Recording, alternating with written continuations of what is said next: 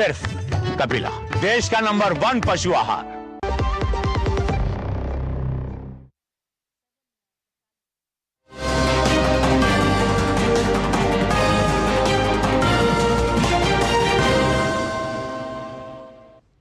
नमस्कार, आप देख रहे हैं डीडी न्यूज। आपके साथ मैं हूं गौरव श्रीवास्तव। तो चलिए बुलेटिन की शुरुआत करते हैं और सबसे पहले नजर डालते हैं इस वक्त की हेडलाइंस पर। पाकिस्तान पर प्रहार लगातार, भारत ने सभी तरह के आयात पर लगाया प्रतिबंध।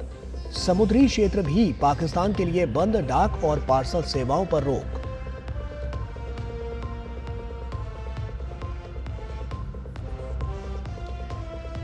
भारत और अंगोला के बीच पारंपरिक चिकित्सा, कृषि और संस्कृति के क्षेत्र में हुए समझौते। प्रधानमंत्री मोदी ने आतंकवाद को बताया मानवता के लिए सबसे बड़ा खतरा। अंगोला के राष्ट्रपति ने आतंकवाद के खिलाफ लड़ाई में भारत के साथ जताई एकजुटता।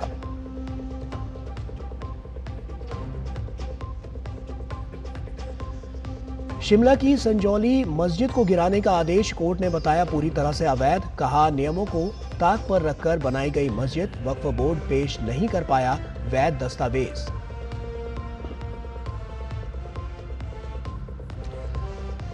वेव्स समिट में एवीजीसी XR क्षेत्र में कई पहलों का उद्घाटन। केंद्रीय मंत्री अश्विनी वैष्णव ने मीडिया और मनोरंजन के क्षेत्र में वैश्विक नेता बनने की भारत की क्षमता पर दिया जोर।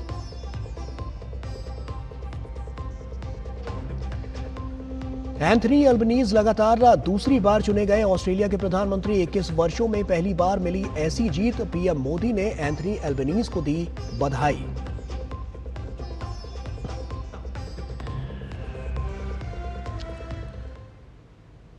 और आइए अब बुलेटिन की शुरुआत करते हैं। कश्मीर के पहलगाम में हुए आतंकी हमले के बाद से भारत और पाकिस्तान के बीच रिश्तों में और दूरी आ गई है। अब सरकार ने पाकिस्तान से भारत में आयातित या निर्यातित सभी वस्तुओं के आयात पर प्रतिबंध लगा दिया है और ये रोक सीधे तौर पर या किसी और तरीके से आने जाने वाले सभी सामानों पर लागू होगी और इससे दोनों देशों के बीच व्यापार लगभग बंद हो गया है। भारत का पाकिस्तान पर प्रहार, आयात निर्यात पर पूर्ण प्रतिबंध, समुद्री क्षेत्र बंद, डाक और पार्सल पर रोक। पहलगाम आतंकी हमले के बाद से भारत लगातार पाकिस्तान के खिलाफ कड़े फैसले ले रहा है। भारत जमीन, पानी और हवा हर मोर्चे पर पाकिस्तान को पटखनी देने के लिए कई सख्त कदम उठा रहा है। इसी कड़ी में भारत ने शनिवार को जहां पाकिस्तान के साथ सभी व्यापारिक संबंध तोड़ दिए, वहीं अपना समुद्री क्षेत्र भी पाकिस्तान के लिए बंद कर दिया और एयर स्पेस तो पहले ही बंद कर दिया था। भारत के केंद्रीय वाणिज्य और उद्योग मंत्रालय के अधीन विदेश व्यापार महानिदेशालय यानी DGFT ने नोटिफिकेशन जारी कर पाकिस्तान से व्यापारिक संबंध तोड़ने की बात कही है। आदेशों के मुताबिक अब पाकिस्तान से कोई भी चीज आयात या निर्यात नहीं होगी। प्रत्यक्ष, अप्रत्यक्ष या थर्ड पार्टी के जरिए होने वाले सभी तरह के आयात अगले आदेश तक प्रतिबंधित रहेंगे। ये फैसला फॉरेन ट्रेड पॉलिसी यानी FTP 2023 में संशोधन कर लिया गया है।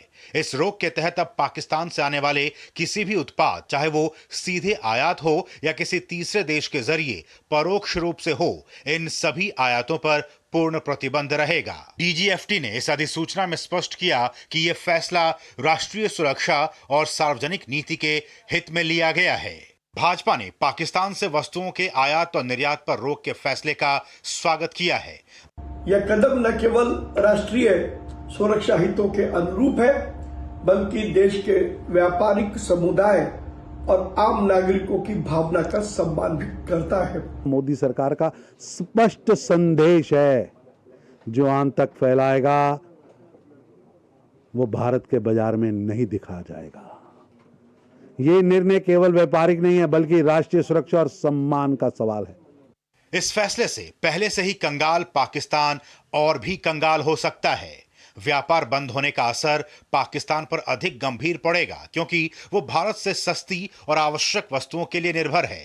14 फरवरी 2019 को पुलवामा आतंकी हमले के बाद भारत पाकिस्तान के बीच व्यापारिक संबंधों में कमी आई थी। 22 अप्रैल 2025 को पहलगाम आतंकी हमले के बाद भारत पाकिस्तान के बीच आयात निर्यात पूरी तरह प्रतिबंधित हो गया है। व्यापार बंद होने से ज्यादा नुकसान पाकिस्तान के उन व्यापारियों को होगा जो दुबई के जरिए अपना माल भारत भेजते हैं। भारत सरकार के पाकिस्तान के साथ व्यापार संबंध खत्म करने के फैसले का सीधा असर उन व्यापारिक सौदों पर पड़ेगा जिनमें पाकिस्तान से वस्तुओं का आयात होता था या जहां पाकिस्तान किसी सप्लाई चेन का हिस्सा था, क्योंकि भारत सरकार ने साफ संदेश दिया है कि अगले आदेश तक यह फैसला लागू रहेगा। वहीं भारतीय नौसेना ने भी एक आदेश जारी कर अपना समुद्री क्षेत्र पाकिस्तान के लिए बंद कर दिया है। भारत सरकार के नौवहन महानिदेशालय ने आदेश जारी किए हैं। इन आदेशों के मुताबिक कोई भी जहाज जिस पर पाकिस्तान का झंडा लगा है वो भारत में किसी भी बंदरगाह पर नहीं आ सकेगा। कोई भी जहाज जिस पर भारत का झंडा लगा हो पाकिस्तान में किसी भी बंदरगाह पर नहीं जाएगा। वहीं भारत सरकार ने एक और बड़ी कार्रवाई करते हुए पाकिस्तान से आने वाले कोई भी डाक और पार्सल पर रोक लगा दी है। इन सख्त कदमों से साफ है कि भारत अब कूटनीति के साथ साथ आर्थिक और व्यापारिक मोर्चे पर भी पाकिस्तान को सबक सिखा रहा है। सिंधु जल संधि, पाकिस्तान से आयात पर प्रतिबंध और अंतर्राष्ट्रीय मंचों पर पाकिस्तान की छवि को लेकर सख्त अभियान ये दिखाता है कि भारत अब आतंकवाद को सिर्फ सैन्य नहीं बल्कि बहुआयामी रणनीति से जवाब दे रहा है। Bureau report, DD news. Angola के राष्ट्रपति जोआओ मैनुअल गोंसाल्वेस लोरेंको ने आज नई दिल्ली में प्रधानमंत्री नरेंद्र मोदी से मुलाकात की। हैदराबाद हाउस में दोनों देशों के बीच प्रतिनिधि मंडल स्तर की वार्ता हुई, जिसके बाद कई क्षेत्रों में सहयोग बढ़ाने का फैसला हुआ। 38 वर्ष में अंगोला के किसी राष्ट्रपति का पहला भारत दौरा। दिल्ली के हैदराबाद हाउस में प्रधानमंत्री नरेंद्र मोदी और राष्ट्रपति जोआओ मैनुअल गोंसाल्वेस लोरेंको की बैठक हुई तो द्विपक्षीय सहयोग में विस्तार से जुड़े बड़े फैसले हुए। प्रतिनिधिमंडल स्तर की वार्ता के बाद दोनों देशों में सहमति पत्रों का आदान प्रदान हुआ। इनमें कृषि और आयुर्वेद एवं परंपरागत चिकित्सा पद्धतियों में सहयोग से जुड़े एमओयू शामिल हैं। भारत अंगोला सांस्कृतिक सहयोग कार्यक्रम 2025-29 के निर्णय के साथ साथ अंतर्राष्ट्रीय सौर ऊर्जा गठबंधन में अंगोला की सदस्यता संबंधी फ्रेमवर्क एग्रीमेंट भी सौंपा गया। साझा वक्तव्य में दोनों देशों ने आतंक के खिलाफ लड़ाई में एकजुटता की बात कही। हम एक मत है कि आतंकवाद मानवता के लिए सबसे बड़ा खतरा है। पहलगाम में हुए आतंकी हमले में मारे गए लोगों के प्रति राष्ट्रपति लोरेंसो और अंगोला की संवेदनाओं के लिए मैं उनका आभार व्यक्त किया। We are committed to take firm and decisive action against terrorist and those who support them. We thank Angola for their support in our fight against cross border terrorism. फैसला हुआ कि भारत अंगोला के साथ डिजिटल सार्वजनिक अवसंरचना, अंतरिक्ष प्रौद्योगिकी और क्षमता निर्माण में अपने अनुभव साझा करेगा। साथ ही स्वास्थ्य सेवा, हीरा प्रसंस्करण, उर्वरक और महत्वपूर्ण खनिजों के क्षेत्र में भी सहयोग बढ़ाया जाएगा। हमने अपनी एनर्जी साझेदारी को व्यापक बनाने का निर्णय लिया है। मुझे यह घोषणा करते हुए खुशी है कि अंगोला की सेनाओं के आधुनिकीकरण के लिए $200 मिलियन की डिफेंस क्रेडिट लाइन को स्वीकृति दी गई है। रक्षा प्लेटफॉर्म्स के रिपेयर और ओवरहॉल और सप्लाई पर भी बात हुई है। पीएम ने अफ्रीकी देशों के साथ भारत के बढ़ते सहयोग को रेखांकित किया। उन्होंने बीते एक दशक में इसमें हुई प्रगति की चर्चा की। पिछले 10 वर्षों में हमने अफ्रीका में 17 नई एम्बेसीज खोली है। $12 बिलियन से अधिक की क्रेडिट लाइंस अफ्रीका के लिए आवंटित की गई है। साथ ही अफ्रीका के देशों को $700 मिलियन की ग्रांट सहायता दी गई है। अफ्रीका के 8 देशों में वोकेशनल ट्रेनिंग सेंटर खोले गए हैं। अफ्रीका के 5 देशों के साथ हम डिजिटल पब्लिक इंफ्रास्ट्रक्चर में सहयोग कर रहे हैं। अंगोला के राष्ट्रपति ने भारत के साथ रिश्तों को अहम बताया। उन्होंने भारत से मिलने वाले सहयोग पर आभार भी जताया। इससे पहले शनिवार सुबह राष्ट्रपति भवन में अतिथि राष्ट्रपति का औपचारिक स्वागत हुआ। राष्ट्रपति और पीएम ने अंगोला के राष्ट्रपति का गर्मजोशी से अभिनंदन किया। दक्षिण पश्चिमी अफ्रीका का प्रमुख देश अंगोला अपने तेल और खनिजों के भंडारों के लिए महत्वपूर्ण माना जाता है। तेजी से बढ़ती इस अर्थव्यवस्था से भारत के व्यापार संबंध भी लगातार बढ़ रहे हैं। बहुराष्ट्रीय मंचों पर भारत और अंगोला एक दूसरे का समर्थन और सहयोग करते रहे हैं। अफ्रीकी संघ का अध्यक्ष होने के नाते अंगोला वैश्विक दक्षिण की भी महत्वपूर्ण आवाज है। अंगोला के राष्ट्रपति ने राजघाट पहुंचकर राष्ट्रपिता महात्मा गांधी को श्रद्धा सुमन भी अर्पित किए। उर्मिलेश चंद्रशेखर और अखिलेश सुमन के साथ bureau report, DD news.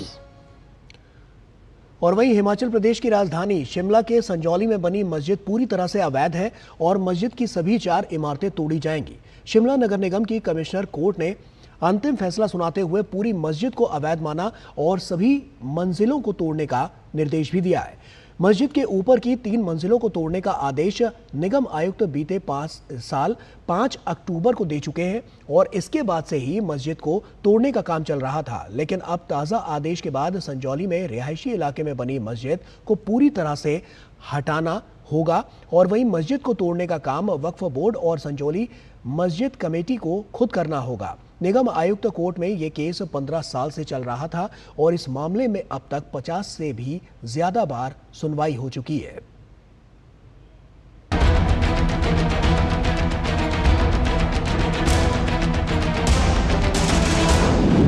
Sanjauli मस्जिद पूरी तरह अवैध, मस्जिद के पूरे ढांचे को गिराने का आदेश, नियमों को ताक पर रखकर बनाई गई मस्जिद, वक्फ वकील नहीं पेश कर पाए कागजात।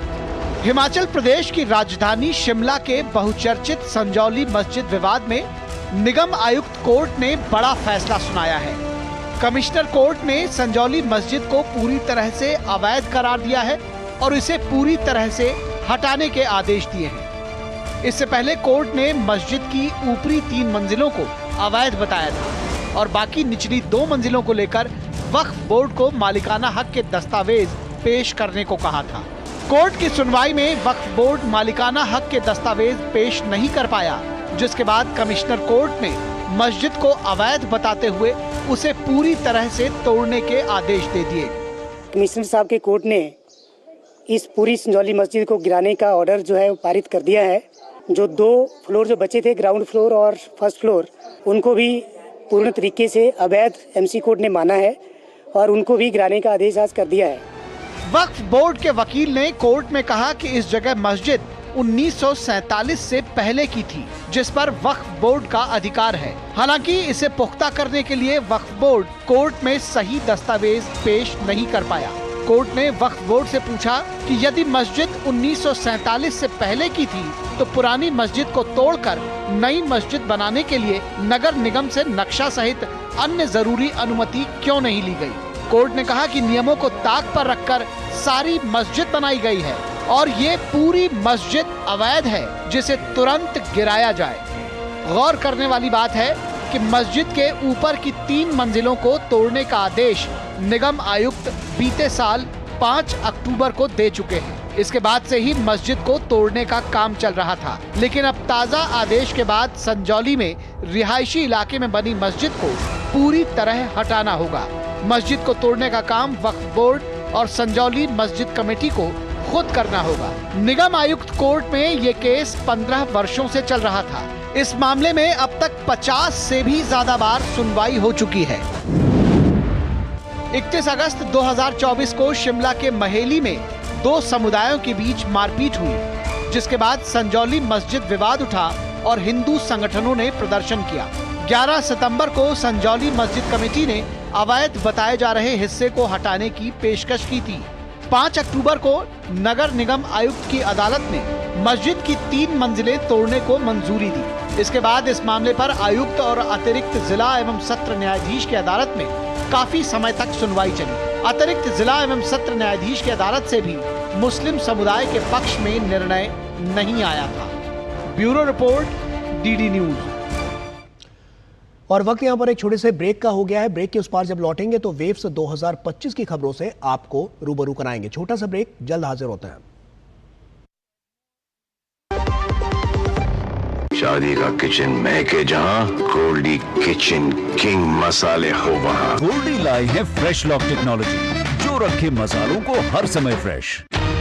इस देश की हर माँ, बच्चे, बूढ़े, जवान, खिलाड़ी, डॉक्टर, इंजीनियर, सबको गाय भैंस की दूध की शक्ति पर भरोसा है। पर जब इन पशुओं को कपिला पशु आहार मिलेगा, तभी तो दूध सिर्फ ज्यादा ही नहीं, शक्ति से भरपूर भी होगा।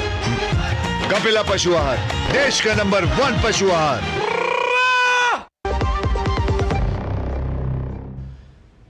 ब्रेक के बाद एक बार फिर से आप सभी का स्वागत है और अब बात वेव्स 2025 की।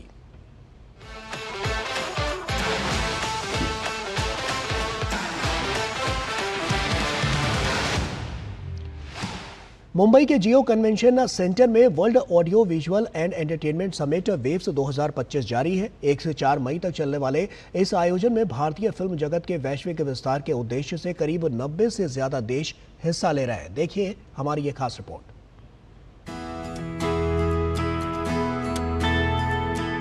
भारत को मीडिया, मनोरंजन और डिजिटल नवाचार के लिए एक वैश्विक केंद्र के रूप में स्थापित करने के उद्देश्य को लेकर चल रहे वेव्स 2025 के तीसरे दिन एक ऐतिहासिक पहल के तहत Indian institute of creative technology ने वैश्विक उद्योग जगत के प्रमुखों के साथ AVGC XR क्षेत्र में उच्च प्रभाव वाले सहयोग की एक श्रृंखला शुरू की। इन सहयोग का उद्देश्य मीडिया, मनोरंजन और इमर्सिव प्रौद्योगिकियों में वैश्विक केंद्र के रूप में भारत की स्थिति को मजबूत करना है। इस मौके पर केंद्रीय सूचना और प्रसारण मंत्री अश्विनी वैष्णव ने कहा कि भारत के पास मीडिया और मनोरंजन के क्षेत्र में अपार प्रतिभा और विकल्प के साथ वैश्विक नेतृत्व करने की असीम संभावना है। प्राइम मिनिस्टर साहब का जो विजन है, उस विजन के हिसाब से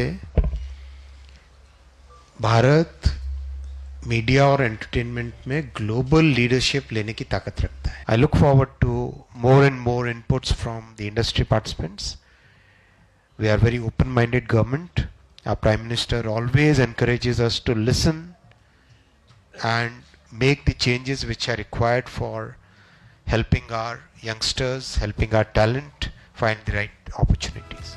Waves के live, immersive and digital experience How Sports Leagues are Driving Innovation सत्र में पूर्व भारतीय क्रिकेटर अनिल कुंबले, UTT के सह संस्थापक वीटा दानी, ऑस्ट्रेलिया के पूर्व क्रिकेटर मैथ्यू हेडन और ड्रीम सेट गो के CEO मनीष शाह ने हिस्सा लिया। इस सत्र के दौरान खेल जगत को और अधिक मनोरंजक बनाने के लिए इसमें नवाचार और तकनीक के समावेश पर जोर दिया गया। सत्र के दौरान पूर्व क्रिकेटर अनिल कुंबले ने कहा कि क्रिकेट जगत में खेल के प्रसारण में काफी बदलाव आया है, जो कि भारत और दुनिया में खेल जगत की प्रगति के लिए काफी महत्वपूर्ण है। Like you said, most of the innovations that have come in cricket have been broadcast driven. Whether it was the speed gun at the start of when it first came in to understand what the speeds at which the bowlers were bowling at, to what it is now. Even data, cricket has always produced data. Every ball produces millions of data points.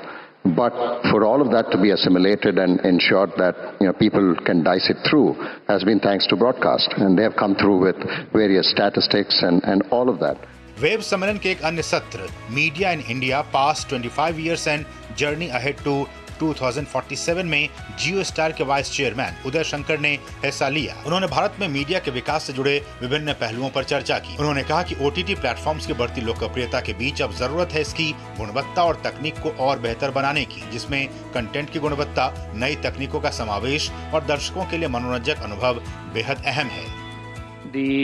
Growth of media in India, especially the visual media in this country, is one of the most spectacular stories anywhere in the world. From the launch of satellite television, which almost snuck in from, in the absence of a regulation and determined effort from outside and through local enterprise, to the time that this is one of the most deeply penetrated, video market now.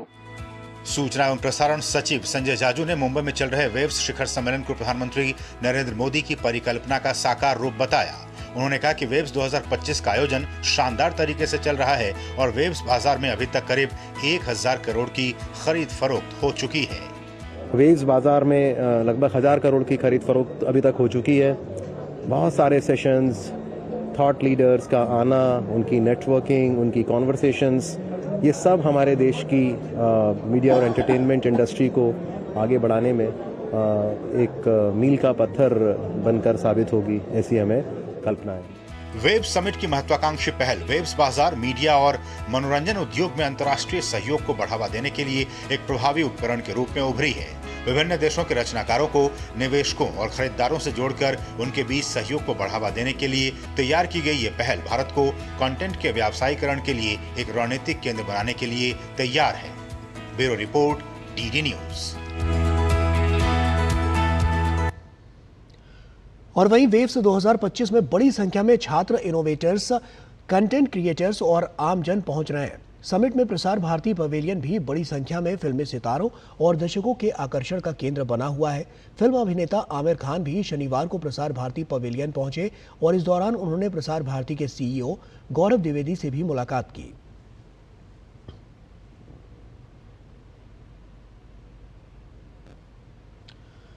Odisha के मुख्यमंत्री मोहन चरण मांझी मुंबई में आयोजित waves summit में शामिल हुए और इस दौरान उन्होंने वेव्स 2025 के आयोजन के लिए प्रधानमंत्री मोदी की प्रशंसा की। मुख्यमंत्री मोहन चरण मांझी ने कहा कि वेव्स शिखर सम्मेलन का हिस्सा बनना सम्मान की बात है। समिट में उन्होंने स्वदेशी खेलों को वैश्विक स्तर पर लाने के तरीकों पर चर्चा की और इस तरह के आयोजन से देश के युवाओं को रोजगार के नए अवसर मिलेंगे। मोहन चरण मांझी ने कहा कि प्रधानमंत्री नरेंद्र मोदी ने देश में एक नई खेल संस्कृति को बढ़ावा दिया है और इस आधार पर हमने भी उड़ीसा में कबड्डी, खो-खो जैसे खेलों को बढ़ावा दिया है।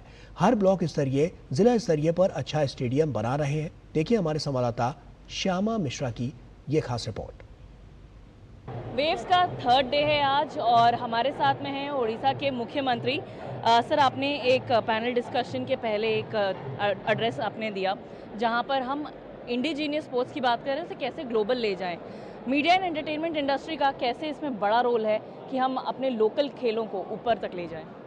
निश्चित रूप से आज प्रधानमंत्री मोदी जी के जो उनका विजन है स्पोर्ट्स को आगे बढ़ाने के लिए, एंटरटेनमेंट को आगे बढ़ाने के लिए, इसी आधार पर आज जिन्हें वेव्स 25 जो आज इतना बड़ा वो समिट वहाँ कर रहे हैं, इसी आधार पर हमने वो कैसे हम इंडिया से वर्ल्ड स्टेज पर हम ले सकें। हमारा जो इंडिजिनस स्पोर्ट है वो बहुत ही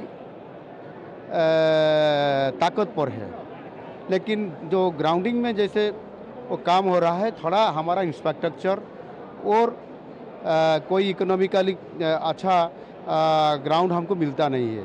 इसी आधार पर आज जो समिट पर और मोदी जी आने के बाद जैसे खेलो इंडिया और उनके साथ साथ सारी स्पोर्ट्स को जैसे वो बढ़ावा करते हैं, इसी आधार पर हमने भी देखिए हमारा उड़ीसा में जैसे कबड्डी हो, खो खो हो, इस बार कबड्डी का हमारा इंडिया लेवल पर एक चैंपियनशिप हो रहा था, बहुत अच्छा काम हुआ। खो खो का हो रहा है। हम हॉकी में वर्ल्ड कप 2 बार किए हैं। हम अभी नया सरकार आने के बाद हमारा उड़ीसा में भी हम चीफ मिनिस्टर बनने के बाद जो 10 महीने के बाद हमने अभी हर पंचायत में स्पोर्ट्स को और उनका इंस्पेक्टर को आगे बढ़ाने के लिए हमने बजट में अभी प्रबंधन कर दिया है। हर ब्लॉक लेवल पर, हर डिस्ट्रिक्ट लेवल पर अच्छा स्टेडियम बना रहे हैं। इसी आधार पर हमने जो गांव का जैसे कबड्डी हो और खो खो हो, इसी आधार पर जो भी गेम है उसको थोड़ा आगे लेने के लिए इसी आधार पर हमने काम कर रहे हैं। और मोदी जी हमको जो सपोर्ट दे रहे हैं, डबल इंजन का सरकार हमारा आ गया, इसी आधार पर हमने काम करने के लिए और हमारा इंफ्रास्ट्रक्चर डेवलपमेंट करने के लिए जैसे कोई नया टेक्नोलॉजी में कोई नया सपोर्ट हमको मिल रहा है, इसी आधार पर हम आगे बढ़ते हुए बहुत काम कर रहे हैं। निश्चित रूप से हम ग्लोबल तक ले सकें, इसी आधार पर वो जो आज वेव्स 25 हुआ, बहुत ही हमको सपोर्ट मिल रहा है और काफ़ी उत्साह बढ़ा है। इसी आधार पर हम आगे जा सकते हैं। सर, आप वेव्स की बात कर रहे हैं, आप आए यहाँ पर, आपने एग्जीबिशंस देखे होंगे, सारा इसकी भव्यता आपने देखी, क्या कहेंगे इस इनिशिएटिव के बारे में और मोदी जी के विजन के बारे में? बहुत ही अच्छा है। मोदी जी का जो विजन वो वर्ल्ड तक हम पहुंच सकेंगे, वर्ल्ड चैंपियन हम होंगे और सारा वर्ल्ड इंडिया को देखेगा। इसी आधार पर जैसे वहाँ व्यवस्था हुआ, इसी आधार पर काफ़ी सब लोगों को उत्साह आज मिल रहा है। अगले दिन में भारत वर्ल्ड में सबसे आगे स्पोर्ट्स में रहेगा, एंटरटेनमेंट रहेगा, इसी आधार पर काफ़ी उत्साह। हमसे बात करने के लिए धन्यवाद सर। कैमरा पर्सन ओझा के साथ श्यामा मिश्रा, डीडी न्यूज़, मुंबई।